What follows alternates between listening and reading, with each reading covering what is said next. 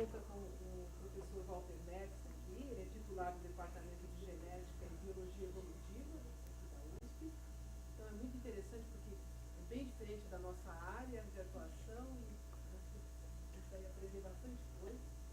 E o professor Walter fundou e coordena o Laboratório de Estudos Evolutivos Humanos. Ele tem uma grande produção na área de antropologia biológica, antropologia ecológica, arqueologia pré-histórica, ecologia humana, psicologia evolutiva e paleontologia de mega mamíferos. Então, acho que a gente vai aprender muito mesmo, porque a nossa área é diferente. Então, agradeço. Tá bom. Tá. Nós temos muito pouco tempo, né? Já são 2h10. Eu quero ver se eu falo aí até umas 15 para as 3, 10 para as 3. Não sei se vai precisar abrir para perguntas. Ia pedir para fechar aí. Se o pessoal vier mais para frente, melhor ainda. Fica mais fácil o nosso contato. Normalmente as pessoas dão uma palestra, né? E abre para perguntas para o público. Eu funciono diferente. Eu parto das perguntas do público para montar a minha apresentação, tá? Com a minha experiência, eu diria que com o tempo que nós temos, dá para desenvolver aí umas 4 questões sobre evolução humana, né? Então eu gostaria que vocês me colocassem perguntas que vocês são curiosos a saber sobre evolução humana. E a partir disso, então, eu construo o meu discurso. Vamos lá, perguntas. Pois não? Seu nome como é mesmo? Meu nome é Alan. Alan, por favor. Eu sou lá da psicologia. Sei. Sou mestrado na neurociência. Uhum. E faço pesquisa sobre neurônios espelhos. Sei. Foram descobertos em macacos réus. Uhum. Os neurônios espelhos, acredita-se que eles são como um fundamento para o surgimento da linguagem humana. Uhum. A minha pergunta é: como surgiu a linguagem humana? Quando você fala em linguagem humana, você está querendo falar em fala. Fala. Ok. Porque linguagem, né? Até a abelha tem, né?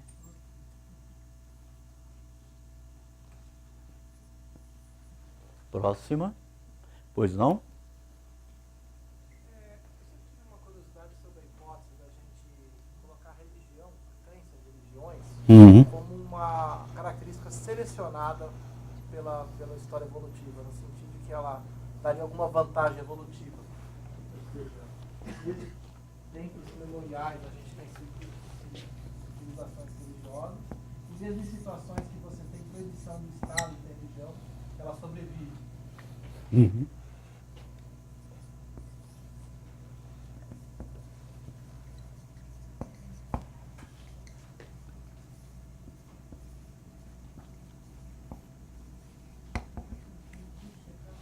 Próxima.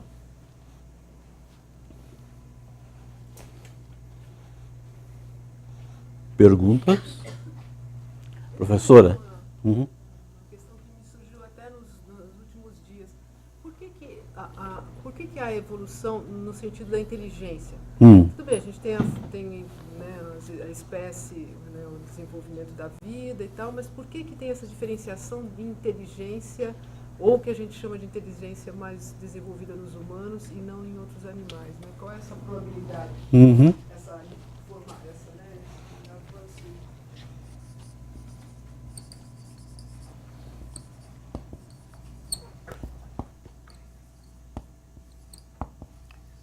Gente, vocês não vão conseguir ler o que eu escrevo, mas eu estou escrevendo para mim mesmo, tá? Para usar como guia, porque às vezes as perguntas são colocadas e às vezes eu preciso colocá-las numa certa ordem cronológica, né? Para eu não ficar indo e vindo, indo e vindo. Não me parece que seja o caso agora, mas por isso que eu numero e marco, porque às vezes eu preciso remanejar. Próxima pergunta. Tem que ser o povo do fundo? É, porque senão está concentrado aqui. Ninguém tem pergunta para fazer? eu posso fazer uma pergunta? Pois não, seu nome? Marcel. Fala, Marcel. E, assim, a gente fala questão evolutiva, parece que é muito aleatoriamente e na sorte. Então a pessoa às vezes fala, a natureza é perfeita, ela cria coisas, mas tem um monte de coisa que evoluiu e foi... E não parece tão útil assim, né? Aquela questão mais popular até do cisma, etc. Mas então a gente é totalmente dependente dessa questão de quantidade e variabilidade. Isso tem a ver não com, claro que tem também, mas isso é teoria evolutiva, né? E hoje eu não vou tratar de teoria evolutiva, vou tratar especificamente de evolução humana, tá? Mas do que? Eu não entendi propriamente. Eu acho que fica mais no campo da teoria mesmo. Tá. Ok. O que mais? Bom, como é para fazer uma pergunta que a gente não teria coragem de perguntar para o chimpanzé? O chimpanzé sou eu.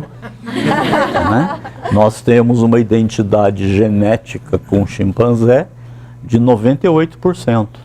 Nós compartilhamos com o chimpanzé 98% dos nossos genes. Então, na verdade, o chimpanzé que eu pus lá sou eu, né? Porque eu tenho 98% de identidade com ele. Né? Pois não. Então, professor, vai um pouco ligado ao que o Theo perguntou, que é, assim, se a gente analisar todas essas hipóteses, né? Mas o fato é que a gente tem diferentes raças que apareceram de maneiras diferentes em diferentes lugares, que de certa forma vai um pouco contra qualquer hipótese religiosa, né, ou qualquer teoria do tipo Adão e Eva, coisas desse tipo. Queria saber como que surgiu. Ah, eu adoro Adão e Eva, acho tão pornográfico. E aí a pergunta é? A pergunta é como surgiram essas raças diferentes, partindo de qualquer uma dessas teorias.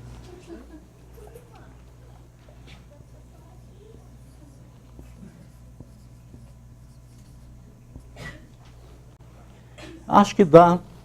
Não custa botar uma quinta pergunta, mas só não sei se eu vou ter tempo de tratar dela, mas se vocês quiserem colocar uma quinta pergunta.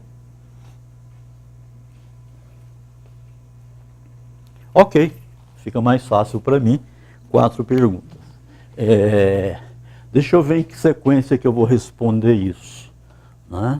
Na verdade, esses 2 itens aqui, eu posso juntar. Talvez pudesse juntar até com o terceiro, mas eu vou deixar o terceiro mais ou menos autônomo, né? Esses 2 eu vou juntar, e esse aqui não tem como juntar, né? E vou passar esse aqui para primeiro, né? Aí 2, 3 e o 4 continua 4. Muito bem. A nossa evolução, ou seja, a evolução da linhagem hominínia à qual nós pertencemos, ela é muito antiga. Como é que ela se define? O traço que marca a origem da nossa linhagem é a bipedia, né? Andar sobre 2 pernas. Você veja que mesmo a gente tendo 98% de identidade genética com chimpanzé, ele é um quadrúpede, né? Um quadrúpede que a gente chama de nodopedálico, porque ele anda com as pernas mais ou menos fletidas, e eu não consigo fazer isso, obviamente, né? Senão seria 100% chimpanzé, né? E se encosta aqui nos nódulos dos dedos no chão, né? Então vocês vejam que, apesar dessa identidade, nós já temos várias outras, mas nós já temos essa grande diferença em termos de locomoção, né? Então, procurar pela origem da nossa linhagem evolutiva é procurar pelo primeiro bípede. Se você achou o primeiro bípede, você achou o primeiro representante da nossa linhagem evolutiva. Antes se falava hominideo, depois passou a se chamar hominineo, e hoje a gente chama de homininio, e está tendo um movimento, eu já estou percebendo, para tratar como hominina, por razões muito complexas que eu não vou poder explicar aqui, mas nós vamos usar homininio, que é o que ainda prevalece até hoje, né? Então a pergunta é, quando aparece no registro paleontológico o primeiro bípede?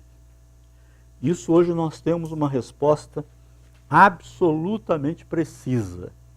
O primeiro bípede surge há 7 milhões de anos, né? Então, provavelmente, lá por 7,5, 8 milhões de anos, deve ter vivido o ancestral comum entre nós e os chimpanzés. Perfeito? Porque há 7 você já tem bípede, né? Nós temos uma mania que é muito perniciosa de imaginar que esse ancestral comum era mais parecido com o chimpanzé do que com a gente, né? Ou seja, o chimpanzé seria mais conservativo do que nós. Mas isso pode ser um erro fatal, né? Assim como a nossa linhagem evoluiu 7 milhões de anos, né? A linhagem do chimpanzé também evoluiu 7 milhões de anos a partir desse ancestral comum. Então, quanto mais a gente conhece os nossos ancestrais mais antigos, mais a gente se questiona de usar o chimpanzé como, vamos dizer assim, o modelo desse ancestral comum. Infelizmente, por razões diversas, nós não conhecemos absolutamente nada, fossilíferamente falando, sobre a evolução dos chimpanzés. Nós não temos fósseis de chimpanzés, ou da linhagem dos chimpanzés, que pudesse fazer essa junção entre os chimpanzés de hoje e o ancestral comum lá atrás. Não temos nada de fósseis de chimpanzé. Por outro lado, para compensar, nós temos uma caralhada de fósseis de hominíneos, não é? Esses fósseis são mais ou menos raros, entre 7 milhões e 4 milhões, mas de 4 milhões de anos para cá, nós temos uma pletora de fósseis para contar a nossa história evolutiva. É tanto fóssil que a gente não consegue contar a nossa história evolutiva. Lá nos anos 70, quando eu comecei, a gente tinha meia dúzia de fósseis, né? E aí a gente construía uma árvore filogenética entre esses poucos materiais que a gente tinha, né? Mas a gente conseguia, muito precária, porque era com base em poucos fósseis, mas a gente conseguia contar uma história filogenética. E a gente dizia, ah não, mas a gente vai ser muito mais feliz no futuro, quando a gente encontrar muitos mais fósseis, né? E de fato, a partir do meio da década de 70, também por razões muito complicadas, começou a pipocar descobertas de fósseis hominíneos, principalmente na África, né? Então, assim, e aí é muito interessante, porque, como eu disse para vocês, entre 7 e 4, a gente tem muito poucos fósseis. De 4 para cá, a gente tem muito, dezenas de fósseis na África, que a gente já conseguiu mais ou menos reunir aí numas 10 espécies, né? E o que é muito interessante é que a nossa evolução entre 4 milhões de anos até 30 mil anos atrás, que não é nada, né? De 4 milhões até 30 mil, mostra que existiu no planeta, ou que existiram no planeta, várias linhagens hominíneas evoluindo em paralelo. Tá? Então, vocês conhecem aquela maldita camiseta, né? Que tem aquele negócio do macaco começa assim, né? E vai ficando assim até virar homem, né? Nada pode... Eu tenho horror a essa camiseta. Eu vejo uma pessoa usando aquilo, eu vou lá, arranco a camiseta e crivo de porrada, de tanta raiva que me dá. Porque a evolução humana pode ter sido tudo menos aquilo, né? Nós tivemos várias linhagens independentes, bipedia foi, voltou, canino diminuiu, voltou, depende da linhagem que você pega, né? O fato, agora eu vou fazer um salto, a nossa espécie, os primeiros representantes do gênero Homo, é o gênero ao qual nós pertencemos, né? Nós somos Homo sapiens. Os primeiros Homo surgiram aí por volta de 2 milhões de anos, né? Existem materiais na Etiópia com 2,8 milhões de anos, que alguns autores consideram já representantes do gênero Homo, mas há uma discussão intestina sobre isso, né? O que todo mundo bate o martelo mesmo é 2,4, 2,5 milhões de anos, com a maioria ainda tendo uma posição bem conservadora em 2 milhões de anos, né? Isso tudo está acontecendo dentro da África. Então, de 7 milhões a 2 milhões de anos, toda a evolução humana ocorreu dentro da África. E aí os hominíneos vão deixar a África por volta de 2,8 milhões de anos e vão chegar lá no Cáucaso, na República da Geórgia, que é ali aquele país que faz divisa com o Azerbaijão. Eles chegam lá por volta de 1,8 milhões de anos. Tudo bem. Isso a gente chama de a primeira saída da África. Estou realizando pesquisas na Jordânia nos últimos anos, que talvez venha a mudar completamente esse quadro. Mas o quadro que nós temos hoje é que as datas mais antigas fora da África são de 1,8 milhões de anos. E a gente chama de a primeira saída da África. Depois vai ter uma segunda saída da África, que eu não vou ter tempo de falar dela. E aí vai ter a terceira e última saída da África, que é a saída da nossa espécie Homo sapiens, né? O Homo sapiens, ele surgiu também na África por volta de 200 mil anos. Entre 200 mil anos e 50 mil anos atrás, nós estamos restritos à África. Então, a última saída da África, digamos assim, em profusão da nossa espécie, ocorreu aí por volta de 50 mil anos. Por que que os sapiens, né, que é a mesma espécie que a gente, que tem 200 mil anos, ficou 150 mil anos restrito ao continente africano? Por que que ele só consegue sair da África por volta de 50 mil anos atrás, e só aí que ele vai saindo e substituindo hominíneos arcaicos que ainda existiam em outras regiões do planeta, inclusive os cérebres neandertais, né? O sapiens, por exemplo, entra na Europa por volta de 40 mil anos. Os últimos neandertais vão sobreviver Os mais tardios têm cerca de 29 mil anos. Ou seja, em 10 mil anos, nós conseguimos entrar na Europa, depois de várias tentativas frustradas, não é? E a gente vai extinguir os neandertais em 10 mil anos.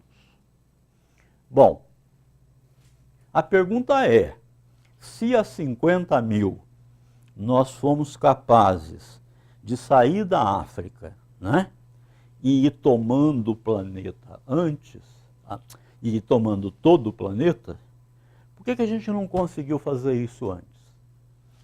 Aí, nós temos que dividir a origem do Homo sapiens, ou do homem moderno, se vocês quiserem, em duas etapas.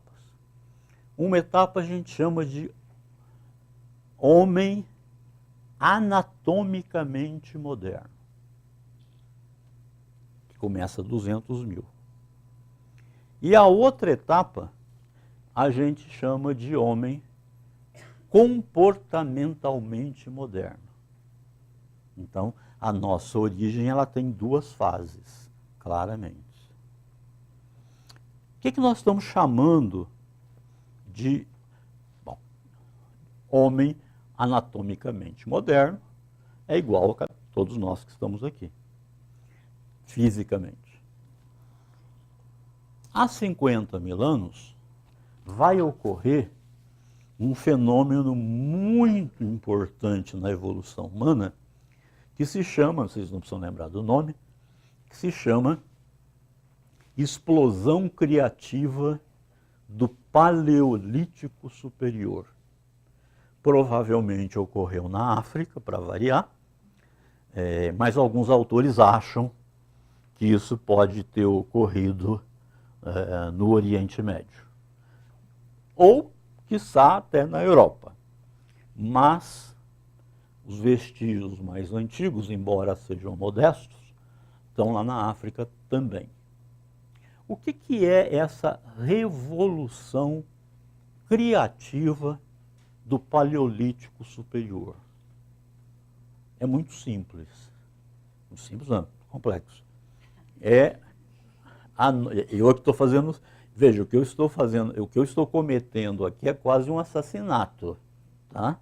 Pelo tempo que eu tenho.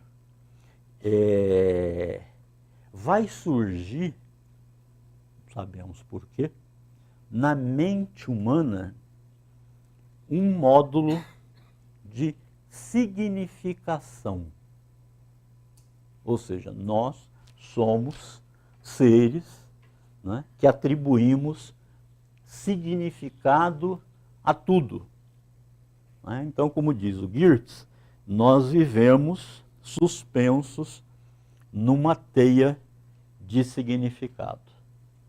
Né?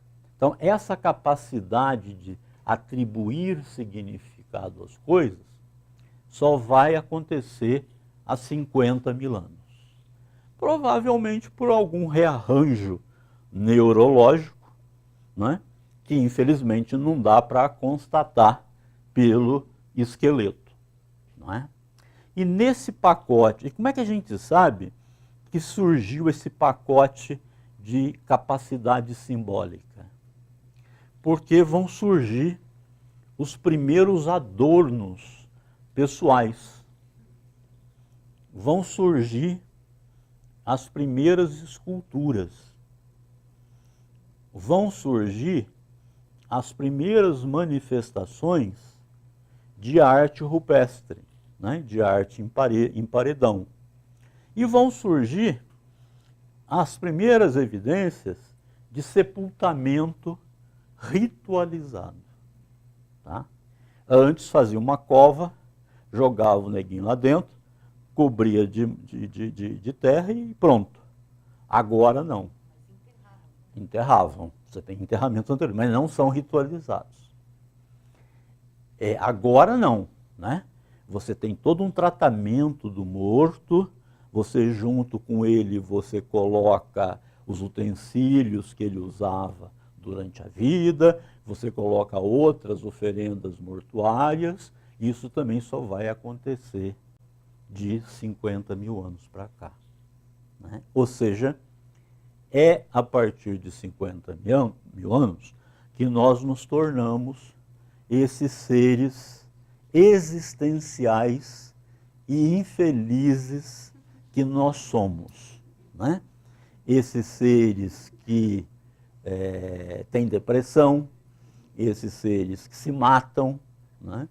Esses seres que têm consciência da morte e, principalmente, esses seres que têm que encontrar um significado para a vida. De preferência, um significado que continue depois da morte, né? Então, isso somos nós. Então, um ser com todas as capacidades simbólicas que nós temos, só começou há 50 mil anos para cá. A grande pergunta que vocês estão fazendo, podem estar fazendo, e aí eu entro nisso aqui, né? Então, assim, entre outras coisas, nessa revolução criativa do Paleolítico Superior, né, começou o sentimento religioso. Tanto é que as primeiras esculturas, elas são esculturas xamanísticas. E elas têm aí por volta de 38 mil anos. Não é? Bom, se esse módulo de significação pode levar a comportamentos maladaptativos, do tipo depressão, ansiedade, suicídio, né? Ou como na Índia, né? Que a vaca é sagrada, e o cara pode estar passando fome e ele não mata a vaca, né? Não consigo pensar num comportamento mais mal adaptativo do que você estar ali, né? Com 300 quilos de carne do seu lado e passando fome. Então, por que diabos a seleção natural ela teria fixado no nosso cérebro um módulo, este maldito módulo de significação, se ele pode levar a comportamentos maladaptativos? A resposta, é uma das respostas, é a que eu prefiro, a resposta é o seguinte, que com esse pacote de significação, explodiu também a capacidade tecnológica. Isso, esse módulo de significação, trouxe uma explosão de criatividade em todos os setores da nossa vida. Vou dar alguns poucos exemplos. Os neandertais, né, tinham um kit de ferramenta de pedra lascada de 20 instrumentos especializados. Agora a gente vai ter cerca de 100 instrumentos de pedra lascada muito específicos, para atividade muito específica. Antes, e essa é uma das coisas mais incríveis, né? Antes de 50 mil, nenhum hominídeo usou osso, chifre ou dente como matéria-prima para fazer instrumentos. Antes, a caça era muito oportunista, ou oportunística, se vocês quiserem, né? Os hominíneos antes de 50 mil anos, eles eram muito pouco seletivos, com referência a que animais eles iam caçar, né? Basicamente, caçavam tudo que estava à disposição, principalmente animais jovens ou animais doentes. Agora não. Agora você vê que tem uma racionalidade muito maior, uma maior seletividade na caça, para que a quantidade de energia que você investe nela traga o maior retorno possível. Tá? Então não há dúvida esse ser altamente criativo e com uma grande capacidade de inovação tecnológica só vai acontecer junto com esse pacote. Então, alguns autores acham que essa criatividade extrema, ela compensou os comportamentos mal adaptativos que o mesmo módulo de significação teve, não é? E que conseguiu, portanto, superar, não é?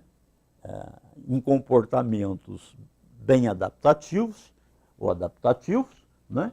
Aqueles mal adaptativos que essa revolução trouxe para nós.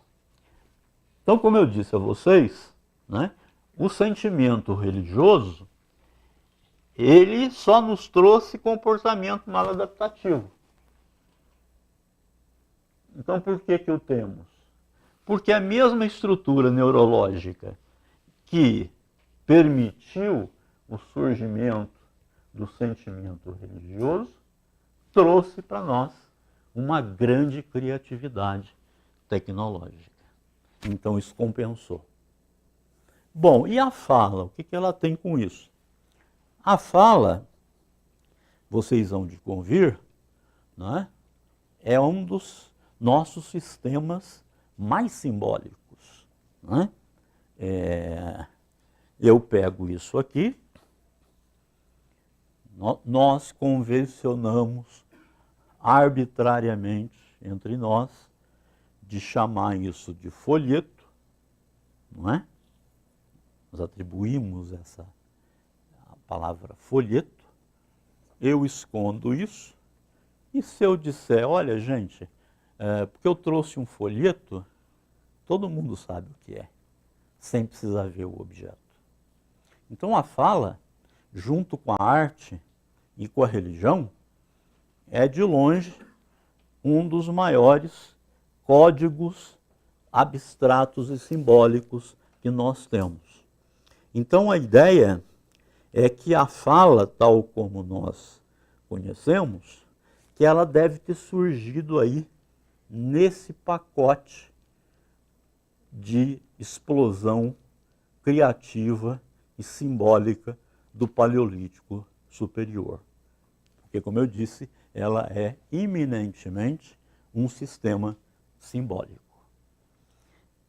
E isso também deve ter sido superadaptativo.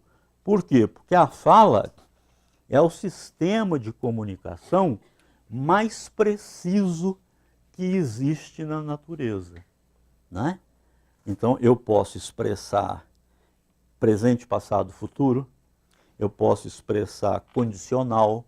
Nenhum outro sistema de comunicação que existe no planeta, né, é capaz de fazer isso. Então, vocês podem imaginar, por exemplo, não é, um grupo de caçadores-coletores perseguindo uma presa e, eventualmente, atacando uma presa. Imagina a importância da precisão de comunicação para viabilizar essa atividade. Então a gente acha que também a fala foi um diferencial adaptativo que surgiu aí nesse pacote de 50 mil anos. Ok? Muito bem. Dou por respondida os dois primeiros. Por que nós somos hiperinteligentes? Aí a gente tem que ir um pouco mais para trás. A grande pergunta é, os primeiros grandes cérebros, grandes, não tão grandes quanto os nossos, nós temos 1.350 centímetros cúbicos de cérebro, né? Os cérebros grandes que eu estou falando são coisas aí entre 800 centímetros cúbicos e 1.000 centímetros cúbicos. Né? Esses grandes cérebros, eles vão surgir por volta de 2 milhões de anos. E a pergunta que se faz é, puxa vida, a gente tem um cérebro, se você pensar bem, um cara lá que vivia na pré-história, e que vivia da caça e da coleta, e que não tinha que resolver problemas abstratos, né? Escrever algoritmo de computador, né? Por que ele tinha esse baita cérebro lá de 1000 centímetros? Era muito mais do que ele precisava, digamos assim. E aí, as pesquisas efetuadas nos anos 90 mostraram uma coisa muito interessante. Se você estuda os primatas em geral, você vê uma correlação enorme, de quase 100%, entre tamanho de cérebro e tamanho de grupo. Tá? Grupos de primatas que são pequenos, com 2, 3, 4, 5 indivíduos, têm cérebros pequenos. Grupos de primatas não humanos, né? Tem aí 100, 150 indivíduos no bando, ele tem um cérebro muito maior. Isso foi uma surpresa para todo mundo, né? Porque quando você fala em tamanho de cérebro, a primeira coisa que você imagina é, bom, o cérebro cresceu para resolver problemas concretos, né? Tudo indica que não. Tudo indica que o nosso cérebro cresceu para lidar com relações sociais cada vez mais complexas que emergem de grandes grupos de indivíduos. Tá? Então, basicamente, a nossa primeira inteligência, né, foi o que nós chamamos de inteligência social. Né? O que é isso? Eu tenho que distinguir as pessoas pela face, né? E eu tenho que lembrar que eu cooperei com ele quando ele precisou, mas quando eu precisei que ele colaborasse comigo, ele tirou o cu da reta. Tá?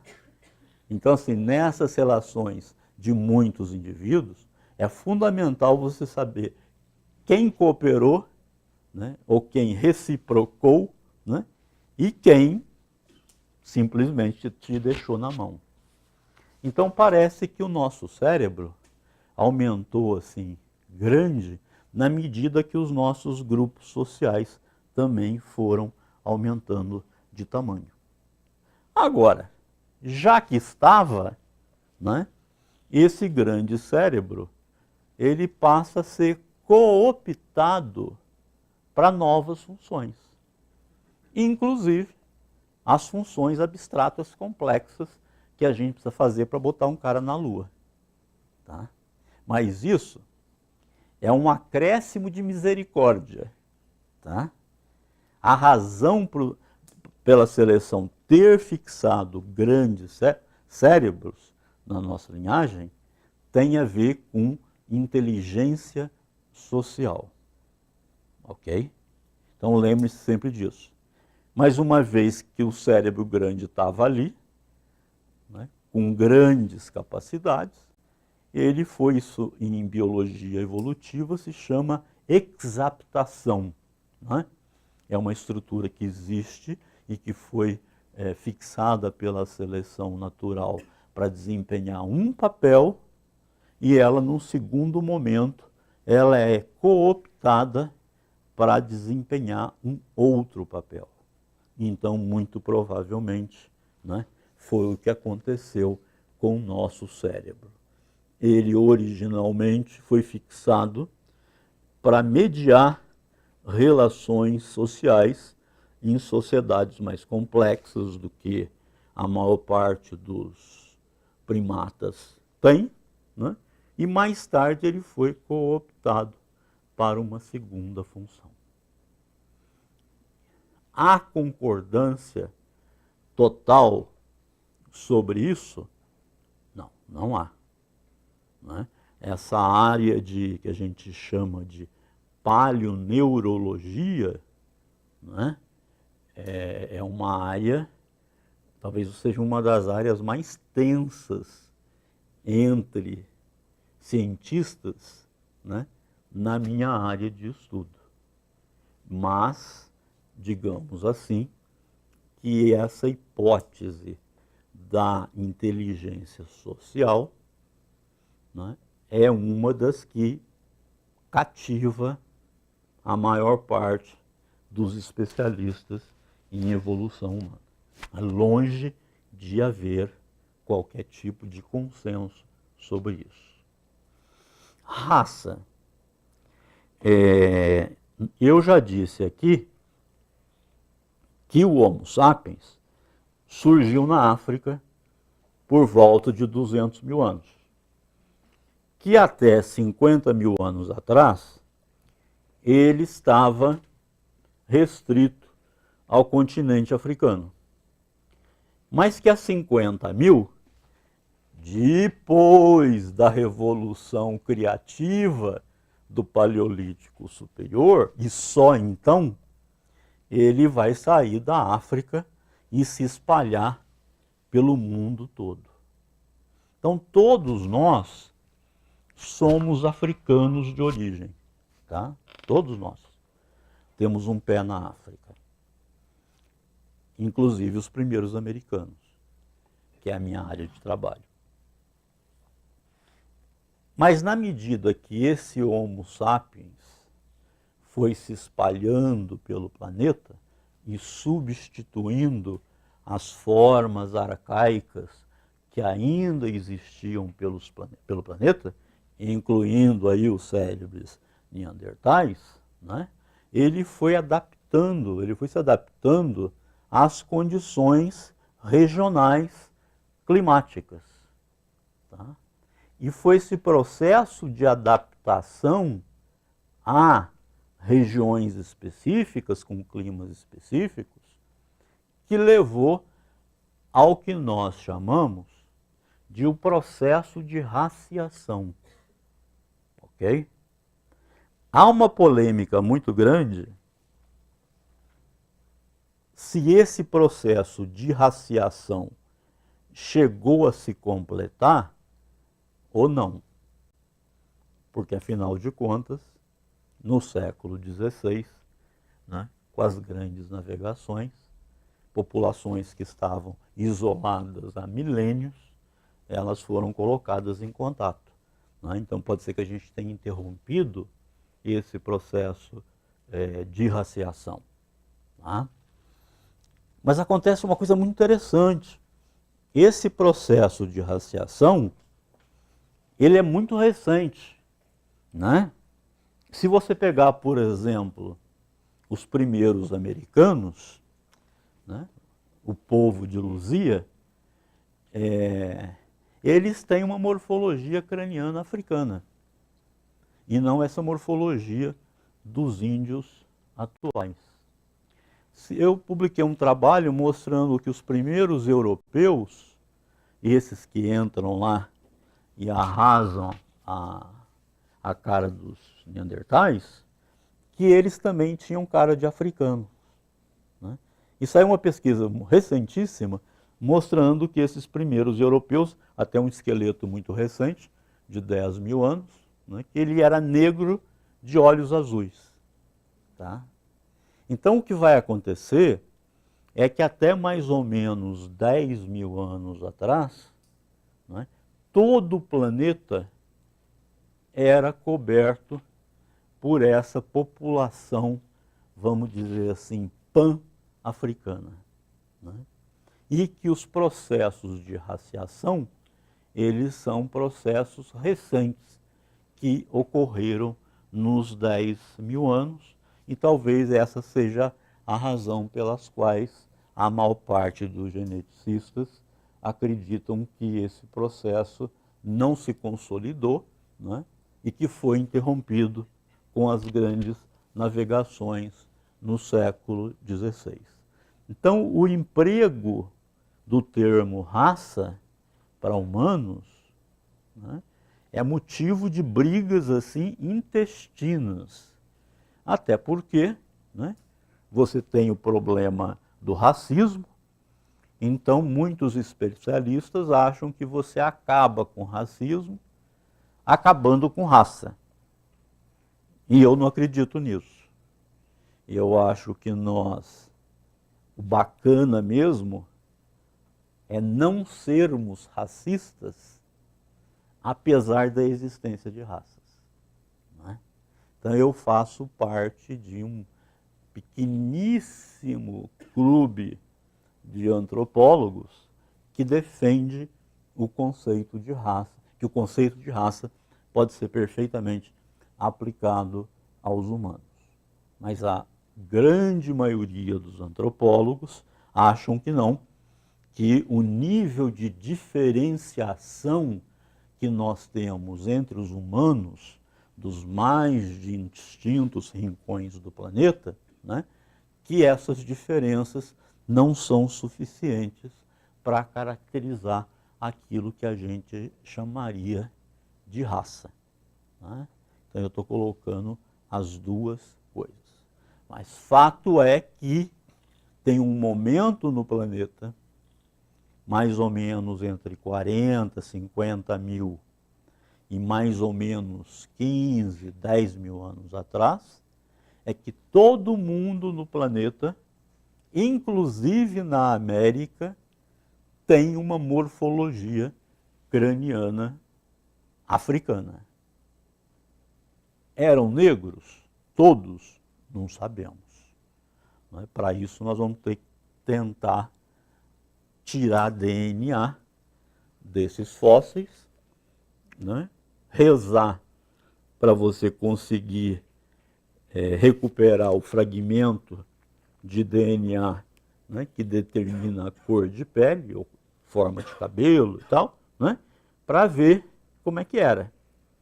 Mas é muito interessante essa pesquisa que saiu há algumas semanas mostrando, eles conseguiram recuperar o trecho do DNA que determina a cor de pele e cor de olho, né, e mostraram que os primeiros europeus, né, que hoje são branquérrimos, né, há míseros 10 mil anos, eles eram negros, mas já com olhos azuis. Tá? Então o conceito de raça é um conceito muito complicado na nossa área de trabalho. Acho que temos espaço para uma ou duas perguntas.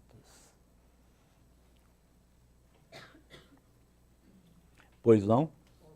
Vai talvez tangenciar a teoria de novo, mas quando você falou por cima rapidamente do processo de raciação e atribuiu a condições climáticas, né? Uhum. Tem aquela questão do isolamento, do casamento dentro da própria família também. Isso não é mais determinante que... Mas o isolamento por si só não resolve. Não, porque se você isolar e ficar no mesmo clima, não vai haver modificação dessa população isolada. Né? O que é interessante é quando você tem um isolamento e que esse grupo isolado, ele passe a ocupar um novo tipo de ambiente. Tá? Mas você está correto. Provavelmente as diferenciações ocorrem sempre em populações, vamos chamar, desgarradas da população principal. O que mais? Pois não? Eu tive a impressão da cronologia, pode ser que eu perdi alguma coisa, que esse boom criativo se deu há 50 mil anos. Isso, exatamente. Isso significa que os neandertais não tinham uma fala? Isso significa que os neandertais não olhavam para o céu e perguntavam de onde eu vim, quem eu sou e para onde eu vou. Muito também nunca olharam para um crânio e perguntaram to be or not to be? This is the question. Porque eles não tinham esse lado existencial que esse módulo trouxe para nós. Só um instantinho, tem gente aqui na fila.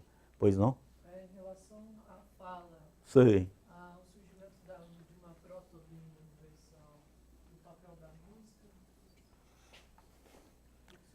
X. Não dá para a gente reconstituir isso pelos vestígios arqueológicos. Uma coisa que a gente sabe é que língua é uma coisa que se diferencia muito rapidamente, tá?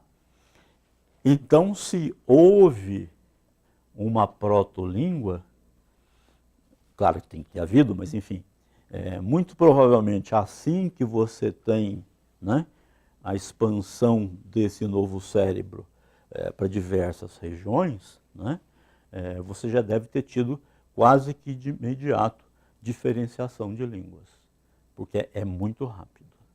Tá? A gente tinha levantado a mão? Não estou ouvindo. Para adicionar a questão da hiperinteligência, Uhum. que se diz que até hoje, apesar de você adicionar a simbologia para alguns animais, mesmo os gorilas grandes, você ensinar símbolos, só um animal fez uma pergunta uma só vez, que foi uma arara africana.